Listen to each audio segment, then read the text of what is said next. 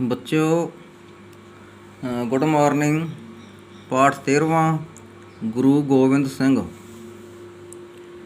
ਗੁਰੂ ਗੋਬਿੰਦ ਸਿੰਘ ਸਿੱਖਾਂ ਦੇ 10ਵੇਂ ਗੁਰੂ ਹਨ। ਆਪ ਨੂੰ ਦਸਮ ਪਾਤਸ਼ਾਹ ਜਾਂ ਦਸ਼ਮੇਸ਼ ਪਿਤਾ ਵੀ ਕਿਹਾ ਜਾਂਦਾ ਹੈ। ਆਪ ਨੇ ਖਾਲਸਾ ਪੰਥ ਦੀ ਨੀਂਹ ਰੱਖੀ। ਆਪ ਦਾ ਜਨਮ ਸੰਨ 1666 ਈਸਵੀ ਵਿੱਚ ਗੁਰੂ ਤੇਗ ਬਹਾਦਰ ਜੀ ਦੇ ਘਰ ਪਟਨਾ ਸ਼ਹਿਰ ਬਿਹਾਰ ਪ੍ਰਾਂਤ ਵਿੱਚ ਹੋਇਆ। ਇਸ ਕਰਕੇ ਲੋਕ ਬੜੀ ਸ਼ਰਧਾ ਨਾਲ ਗਾਉਂਦੇ ਹਨ। ਜਨਮ ਗੁਰਾਂ ਦਾ ਪਟਨੇ ਸ਼ਹਿਰ ਦਾ, ਅਨੰਦਪੁਰ ਡੇਰੇ ਲਾਏ। ਪਿਤਾ ਗੁਰਾਂ ਦੇ ਤੇਗ ਬਹਾਦਰ, ਮਾਂ ਗੁਜਰੀ ਦੇ ਜਾਏ। ਆਪ ਕੇਵਲ 9 ਸਾਲ ਦੇ ਹੀ ਸਨ ਜਦ ਇੱਕ ਦਿਨ ਆਪ ਨੇ ਆਪਣੇ ਪਿਤਾ ਤੇਗ ਬਹਾਦਰ ਜੀ ਨੂੰ ਬੜੀ ਗੰਭੀਰ ਮੁਦਰਾ ਵਿੱਚ ਦੇਖਿਆ। ਆਪ ਨੇ ਪਿਤਾ ਜੀ ਪਾਸੋਂ ਇਸ ਦਾ ਕਾਰਨ ਪੁੱਛਿਆ।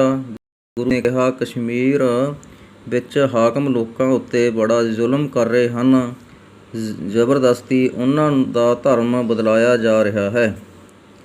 ਕਸ਼ਮੀਰ ਦੇ ਕੁਝ ਪੰਡਿਤ ਇਹ ਸ਼ਿਕਾਇਤ ਲੈ ਕੇ ਸਾਡੇ ਦਰਬਾਰ ਵਿੱਚ ਆਏ ਹਨ। ਉਹਨਾਂ ਨੂੰ ਸਹਾਇਤਾ ਦੀ ਬੜੀ ਜ਼ਰੂਰਤ ਹੈ। ਇਹ ਸਹਾਇਤਾ ਕਿਸ ਤਰ੍ਹਾਂ ਕੀਤੀ ਜਾ ਸਕਦੀ ਹੈ? ਪਿਤਾ ਜੀ ਬਾਲ ਗੋਬਿੰਦ ਰਾਏ ਨੇ ਪੁੱਛਿਆ। ਇਸ ਦੇ ਲਈ ਕਿਸੇ ਮਹਾਂਪੁਰਖ ਦੇ ਬਲੀਦਾਨ ਦੀ ਜ਼ਰੂਰਤ ਹੈ। ਤੇਗ ਬਹਾਦਰ ਜੀ ਨੇ ਗੰਭੀਰਤਾ ਨਾਲ ਉੱਤਰ ਦਿੱਤਾ। ਇਹ ਕਿ ਗੁਰੂ ਤੇਗ ਬਹਾਦਰ ਫਿਰ ਚੁੱਪ ਹੋ ਗਏ। ਤਦ ਬਾਲ ਗੋਬਿੰਦ ਰਾਏ ਨੇ ਕਿਹਾ, ਪਿਤਾ ਜੀ, ਆਪ ਵਰਗਾ ਮਹਾਂਪੁਰਖ ਹੋਰ ਕੌਣ ਹੋ ਸਕਦਾ ਹੈ? ਪੁੱਤਰ ਦੀ ਇਹ ਗੱਲ ਸੁਣ ਕੇ ਗੁਰੂ ਤੇਗ ਬਹਾਦਰ ਜੀ ਦੇ ਮਨ ਦਾ ਭਾਰ ਕੁਝ ਹੌਲਾ ਹੋ ਗਿਆ। ਆਪ ਨੂੰ ਵਿਸ਼ਵਾਸ ਹੋ ਗਿਆ ਕਿ ਮੇਰੇ ਬਾਅਦ ਮੇਰਾ ਪੁੱਤਰ ਗੋਬਿੰਦ ਰਾਏ ਗੁਰਗੱਦੀ ਸੰਭਾਲ ਲਵੇਗਾ।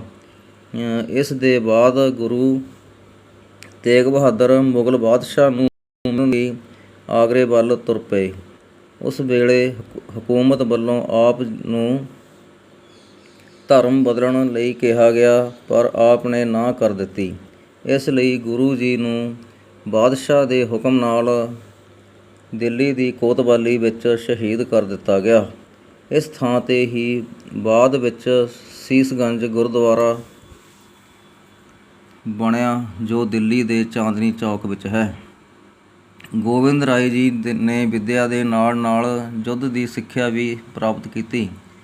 ਸ਼ੁਰੂ ਜਵਾਨੀ ਵਿੱਚ ਹੀ ਆਪ ਨੇ ਜ਼ਾਲਮਾਂ ਦੇ ਵਿਰੁੱਧ ਲੜਨਾ ਸ਼ੁਰੂ ਕਰ ਦਿੱਤਾ।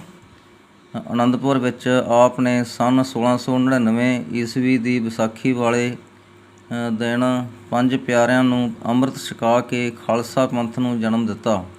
ਇਹ 5 ਪਿਆਰੇ ਵੱਖ-ਵੱਖ ਜਾਤਾਂ ਦੇ ਅਤੇ ਭਾਰਤ ਦੇ ਵੱਖ-ਵੱਖ ਪ੍ਰਾਂਤਾਂ ਦੇ ਰਹਿਣ ਵਾਲੇ ਸਨ।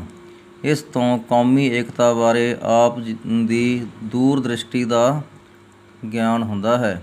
5 ਪਿਆਰਿਆਂ ਦੇ ਹੱਥੋਂ ਆਪ ਨੇ ਵੀ ਅੰਮ੍ਰਿਤ ਛਕਿਆ ਅਤੇ ਆਪਣਾ ਨਾਮ ਗੋਬਿੰਦ ਰਾਏ ਤੋਂ ਬਦਲ ਕੇ ਗੋਬਿੰਦ ਸਿੰਘ ਰੱਖ ਲਿਆ। ਸਿੰਘ ਦਾ ਅਰਥ ਹੈ ਸ਼ੇਰ। ਆਪ ਨੇ ਕਿਹਾ, ਮੇਰੇ ਸਿੱਖ ਹੁਣ ਸ਼ੇਰਾਂ ਵਾਂਗ ਰਹਿਣਗੇ। ਉਹਨਾਂ ਨੇ ਇਹ ਵੀ ਉਚਾਰਿਆ ਕਿ ਚਿੜੀਆਂ ਇਕੱਠੀਆਂ ਹੋ ਕੇ ਜ਼ੁਲਮੀ ਬਾਜ਼ ਦਾ ਮੁਕਾਬਲਾ ਕਰ ਸਕਦੀਆਂ ਹਨ। ਚਿੜੀਓਂ ਸੇ ਮੈਂ ਬਾਜ਼ ਉਡਾਊਂ, 1.25 ਲੱਖ ਸੇ ਏਕ ਲੜਾਊਂ, ਤਵੈ ਗੋਬਿੰਦ ਸਿੰਘ ਨਾਮ ਕਹਾਊਂ। ਮੁਗਲ ਹਕੂਮਤ ਨੂੰ ਗੁਰੂ ਜੀ ਦੀ ਵੱਧ ਰਹੀ ਤਾਕਤ ਦਾ ਪਤਾ ਲੱਗਾ ਤਾਂ ਉਸ ਨੂੰ ਬਹੁਤ ਚਿੰਤਾ ਲੱਗੀ। ਉਸ ਨੇ ਗੁਰੂ ਜੀ ਦੀ ਵੱਧਦੀ ਤਾਕਤ ਨੂੰ ਰੋਕਣ ਲਈ ਬਹੁਤ ਸਾਰੀ ਫੌਜ ਅਨੰਦਪੁਰ ਵੱਲ ਭੇਜ ਦਿੱਤੀ। ਫੌਜ ਨੇ ਅਨੰਦਪੁਰ ਨੂੰ ਘੇਰਾ ਪਾ ਲਿਆ। ਆਖਰ ਇਹ ਫੈਸਲਾ ਹੋਇਆ ਕਿ ਗੁਰੂ ਜੀ ਅਨੰਦਪੁਰ ਛੱਡ ਜਾਣ ਤਾਂ ਫੌਜ ਉਹਨਾਂ ਉੱਤੇ ਹਮਲਾ ਨਹੀਂ ਕਰੇਗੀ। ਪਰ ਜਦ ਗੁਰੂ ਜੀ ਆਪਣੇ ਪਰਿਵਾਰ ਅਤੇ ਸੰਗਤਾਂ ਦੇ ਨਾਲ ਅਨੰਦਪੁਰ ਤੋਂ ਜਾ ਰਹੇ ਸਨ ਤਾਂ ਮੁਗਲ ਫੌਜ ਨੇ ਅਚਾਨਕ ਆਪ ਉੱਤੇ ਹਮਲਾ ਕਰ ਦਿੱਤਾ। ਗੁਰੂ ਜੀ ਦੇ ਸੰਗ ਵਿੱਚ ਬਹੁਤ ਸਾਰੇ ਗ੍ਰੰਥ ਵੀ ਸਨ। ਇਹਨਾਂ ਵਿੱਚ ਕਈ ਗ੍ਰੰਥ ਪੁਰਾਣੇ ਭਾਰਤੀ ਗ੍ਰੰਥਾਂ ਦਾ ਅਨੁਵਾਦ ਵੀ ਸਨ। ਬਹੁਤ ਸਾਰੇ ਗ੍ਰੰਥ ਸਰਸਾ ਨਦੀ ਵਿੱਚ ਰੁੜ ਗਏ। ਗੁਰੂ ਜੀ ਆਪਣੇ ਪਰਿਵਾਰ ਅਤੇ ਕੁਝ ਸਿੱਖਾਂ ਸਮੇਤ ਚਮਕੌਰ ਦੀ ਗੜ੍ਹੀ ਵਿੱਚ ਆ ਗਏ। ਇਸ ਗੜ੍ਹੀ ਨੂੰ ਵੀ ਮੁਗਲ ਫੌਜ ਨੇ ਘੇਰ ਲਿਆ। ਇੱਥੇ ਬੜੀ ਭਾਰੀ ਲੜਾਈ ਹੋਈ।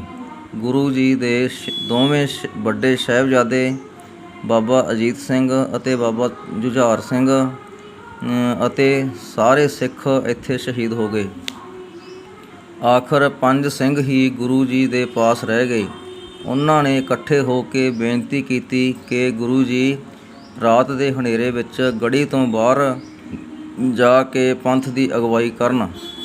ਗੁਰੂ ਜੀ ਨੇ ਸੰਗਤ ਦੀ ਬੇਨਤੀ ਪ੍ਰਵਾਨ ਕਰ ਲਈ ਤੇ ਗੜ੍ਹੀ ਤੋਂ ਚਲੇ ਗਏ।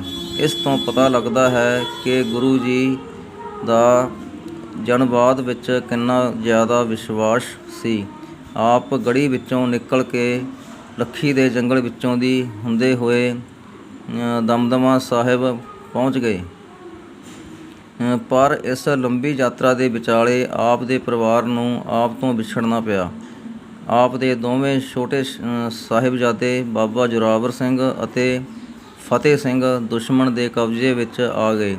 ਹਾਕਮ ਨੇ ਉਹਨਾਂ ਨੂੰ ਆਪਣਾ ਧਰਮ ਬਦਲਣ ਲਈ ਕਿਹਾ, ਪਰ ਉਹ ਆਪਣੇ ਧਰਮ ਦੇ ਪੱਕੇ ਰਹੇ। ਹਾਕਮ ਨੇ ਉਹਨਾਂ ਨੂੰ ਨੀਹਾਂ ਵਿੱਚ ਚਿਣ ਕੇ ਸਰਹੰਦ ਵਿੱਚ ਸ਼ਹੀਦ ਕਰ ਦਿੱਤਾ। ਇਸ ਸ਼ਹੀਦੀ ਦੀ ਖਬਰ ਜਦ ਗੁਰੂ ਜੀ ਨੂੰ ਮਿਲੀ ਤਾਂ ਵੀ ਆਪ ਅਡੋਲ ਰਹੇ। ਇਸ ਸ਼ਹੀਦੀ ਦੀ ਖਬਰ ਜਦ ਗੁਰੂ ਜੀ ਨੂੰ ਮਿਲੀ ਤਾਂ ਵੀ ਆਪ ਅਡੋਲ ਚਿੱਤ ਰਹੇ। ਆਪ ਸਾਰੇ ਪੰਥ ਨੂੰ ਹੀ ਆਪਣੇ ਬੱਚੇ ਸਮਝਦੇ ਸਨ ਅਤੇ ਕਿਹਾ, ਇਨ ਪੁੱਤਰਨ ਕੇ ਸੀਸ ਪਰ ਬਾਰ ਦੀਏ ਸੁਤ ਚਾਰ, ਚਾਰ ਮੂਏ ਤੋਂ ਕਿਆ ਹੁਆ ਜੀਵਤ ਕਈ ਹਜ਼ਾਰ। ਮੁਗਲ ਫੌਜ ਅਤੇ ਸਰਹੰਦ ਦੇ ਸੂਬੇਦਾਰ ਦੀਆਂ ਵਧੀਕੀਆਂ ਬਾਰੇ ਆਪ ਨੇ ਮੁਗਲ ਬਾਦਸ਼ਾਹ ਔਰੰਗਜ਼ੇਬ ਨੂੰ ਇੱਕ ਚਿੱਠੀ ਲਿਖੀ। ਇਹ ਫਾਰਸੀ ਵਿੱਚ ਹੈ। ਇਸ ਨੂੰ ਜ਼ਫ਼ਰਨਾਮਾ ਜਾਂ ਜਿੱਤ ਦਾ ਪੱਤਰ ਕਹਿੰਦੇ ਹਨ। ਫਿਰ ਆਪ ਨੇ